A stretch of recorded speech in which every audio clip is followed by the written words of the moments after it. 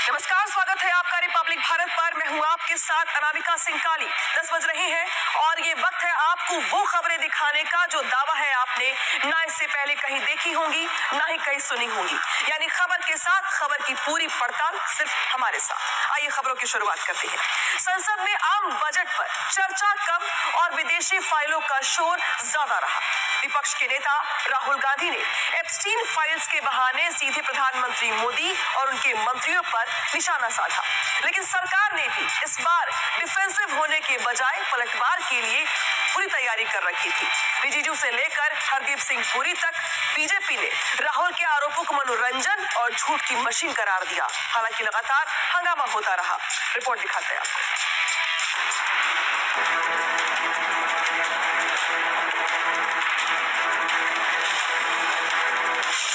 There is a businessman called Mr. Anil Ambani. I want to ask the question, why is he not in jail? Lok Sabha में आम budget पर चर्चा हुई, लेकिन राहुल गांधी ने एक ऐसी फाइल का जिक्र कर दिया जिसने सत्ता पक्ष के होश उड़ा दिए। मुद्दा था एप्स्टीन फाइल्स। राहुल गांधी ने सीधे प्रधानमंत्री और उद्योगपति अनिल अंबानी का नाम एप्स्टीन फाइल से जोड़ दिया। राहुल ने आरोप लगाया कि सरकार बाहरी दबाव में। राहुल गांधी ने सरकार पर सवाल खड़े किए कि सरकार 18 महीने से खामोश क्यों है? क्या पीएम पर कोई बाहरी ग्रिप है, पकड़ है?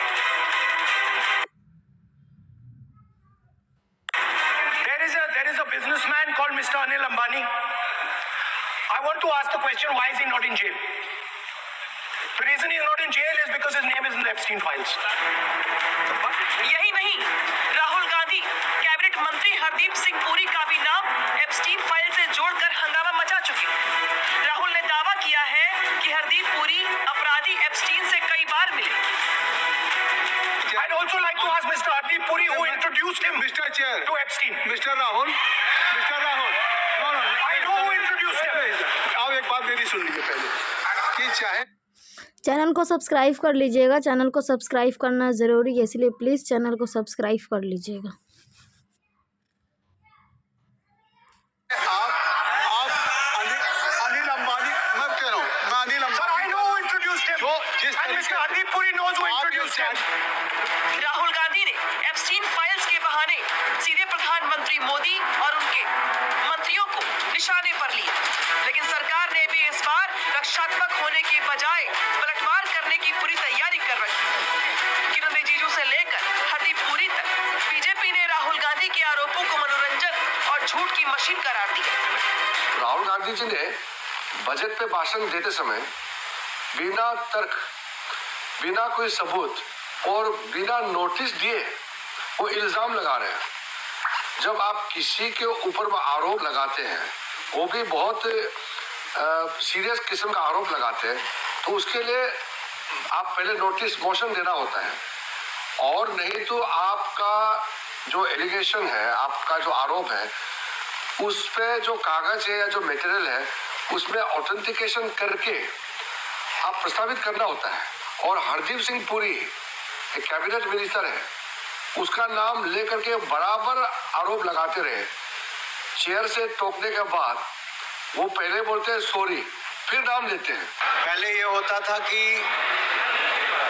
हमारे भाषण के बीच में राहुल जी भाग जाते थे। अब तो ये स्थिति आ गई कि पहले भागना शुरू कर दिया, क्योंकि जिनको झूठ बोलने की आदत होती है वो ज्यादा देर टिक नहीं पाते। ना उनके आरोप टिक पाए कभी, ना ये नेता कभी टिक पाए। वहीं कैबिनेट मंत्री हरदीप पुरी ने राहुल के तमाम आरोपों का तथ्यों के साथ जवाब दिया।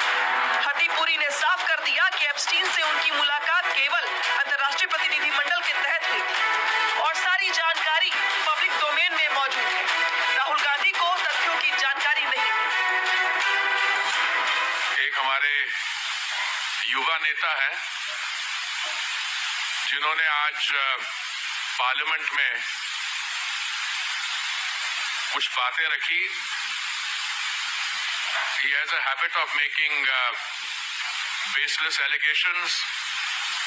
This is the same yuva leader who a few months ago said that one particular Brazilian model has name had appeared and that she had voted several times. अरे बहुत लोग पीपल वर वेरी इंटरेस्टेड, ये कौन सी Brazilian model है जो इतनी बार vote कर गई। वो पता लगा ब्राजीलियन तो है, मॉडल है, पर किसी ने उनको गलत इंफॉर्मेशन युवा नेता को दे दी थी और युवा नेता ने जो उनको इंफॉर्मेशन दी वो जाके उन्होंने जनता के सामने रख दी। राहुल गांधी के तमाम आरोपों को सरकार ने खारिज कर दिया है। ऐसे में सवाल है कि क्या राहुल गांधी झूठ बोल रहे हैं? आखिर क्या है राहुल गांधी के दावों का सच? दावा, एप्स्टीन फाइल्स में भारतीय नेताओं, कारोबारियों के नाम। सच्चाई, अमेरिकी कोर्ट ने अभी तक किसी भी वर्तमान भारतीय मंत्री का नाम सार्वजनिक नहीं किया है। दावा, पीएम मोदी बाहरी दबाव में ट्रेड डील कर रही है। जवाब, 2024-25 में भारत का रक्षा निर्यात 21,000 करोड़ के रिकॉर्ड स्तर पर पहुंच गया है। दावा, अनिल अंबानी का नाम एप्स्टीन फाइल में होने का दावा। सच्चाई, विदेश मंत्रालय ने दावों को काल्पनिक और आपराधिक बकवास बताया। राहुल गांधी भले ही एप्स्टीन फाइल्स के बहाने सरकार पर हमला कर रही है, इसे सरकार का डर बता रही है, लेकिन सरकार ने स्पष्ट कर दिया है कि बिना सबूतों के की गई ये एप्स्टीन फाइल वाली सियासत उल्टी राहुल को ही भारी पड़ने वाली है। बीजेपी अब राहुल के खिलाफ विशेषाधिकार हनन लाने की तैयारी में। राहुल ने सदन में विदेशी फाइलों का शोर तो मचाया, लेकिन जब सरकार ने तथ्यों की फाइल खोली तो विपक्ष के पास शोर के अलावा कोई जवाब नहीं।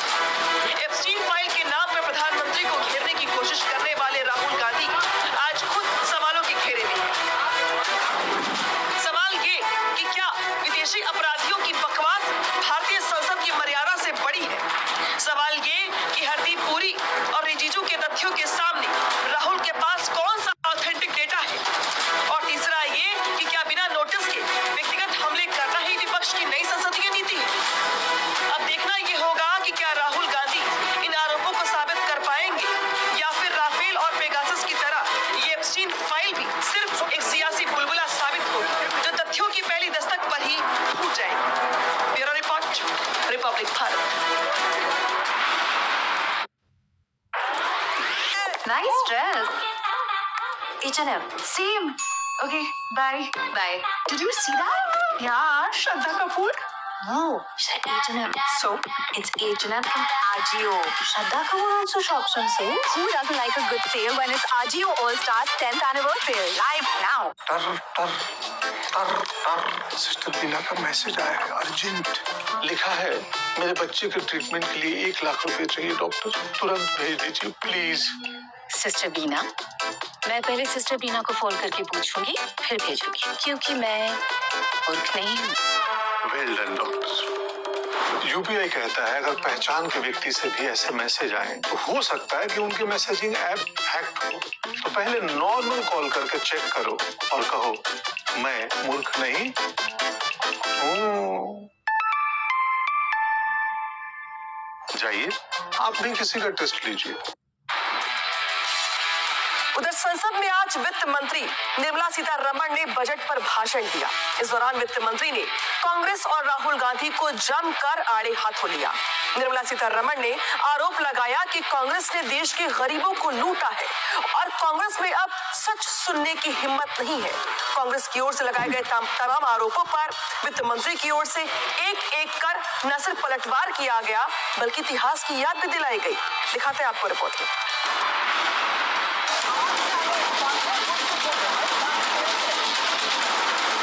संसद में आज जमकर हंगामा बना, जहां एक तरफ विपक्ष बजट को छोड़ एप्स्टीन पर चर्चा करता नजर आया तो वहीं वित्त मंत्री निर्मला सीतारमण ने कांग्रेस के हर नैरेटिव का करारा जवाब दिया। वित्त मंत्री ने कांग्रेस के पीएम पर आरोपों का करारा जवाब दिया और साफ किया कि इतिहास में कई बार कांग्रेस ने सरेंडर किया है, प्रहार तीखा है और वार सीधा। वित्त मंत्री ने एक बार फिर कांग्रेस को उनके पुराने ट्रैक रिकॉर्ड की याद दिलाई। 2017 के अंदर 20+ WTO में लेकर आए मोदी जी। इसके वजह से कोविड के समय हम सब लोग को रेशन दे पाए और किसान से आज भी प्रोक्योरमेंट हो रही है। नहीं तो कांग्रेस के साथ चलते हुए हमारे देश का किसान किसान सड़क पर आ जाते, ये सेल करने वाले लोग, ये भारत का किसान को बेचने वाले लोग।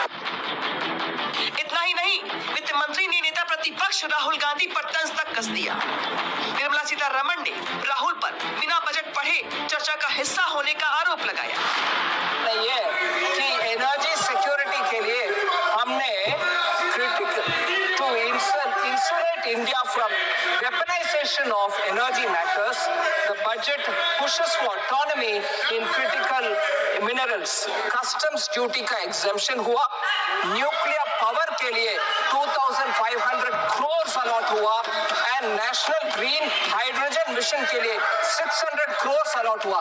बजट को पढ़ा नहीं है, आगे हमारे लीडर ऑफ द ऑपोजिशन बात करने। आज निर्मला सीतारमण ने कांग्रेस की पोल खोलनी शुरू की तो वो चिखम चिल्ली पर उतारा, लेकिन वित्त मंत्री ने उन्हीं की भाषा में बता दिया कि उनकी आवाज को दबाया नहीं जा सकता। मैं एडवाइस दे रही हूँ, चिल्ला चिल्ला के मेरे आवाज को बंद नहीं कर सकते। ये पूरे देश सुनेगा, ये पूरे देश सुनेगा।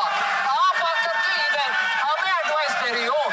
यस, किरण रिजिजू ने सही कहा, भारत को बेचने वाले कोई माय की लाडला अभी तक जन्म नहीं हुआ, मोदी जी कभी नहीं करेंगे। Thank you madam. राहुल के साथ साथ निर्मला सीतारमण के निशाने पर बंगाल की मुख्यमंत्री ममता बनर्जी भी थी।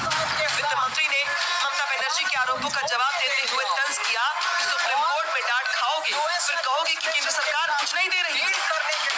दरअसल ममता बनर्जी ने बजट में बंगाल के लिए कुछ न होने का आरोप लगाया था। कुल मिलाकर आज के दिन सियासी गलियारों में आरोप प्रत्यारोपों की गूंज सुनाई थी। एक तरफ विपक्ष ने सरकार को घेरने की हर कोशिश की, तो वहीं दूसरी ओर सरकार ने हर मुद्दे पर करारा जवाब दिया। Bureau report, Republic Bharat. उसको और अब बढ़ते हैं खबरों में आगे। देश की सियासत में एक बार फिर राष्ट्रगीत वंदे मातरम चर्चा के केंद्र में आ गया है। गृह मंत्रालय ने बुधवार को नए दिशा निर्देश जारी करते हुए साफ कर दिया कि अब भी सरकारी कार्यक्रमों और स्कूलों में राष्ट्रगान से पहले वंदे मातरम गाया जाएगा। लेकिन सरकार के इस फैसले के खिलाफ सियासत लगातार हो रही है। विपक्ष के साथ साथ मौलानाओं ने भी सरकार के खिलाफ मोर्चा खोल दिया है।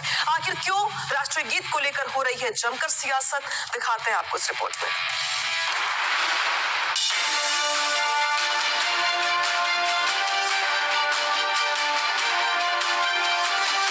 कांग्रेस ने वंदे मातरम के टुकड़े कर दिए।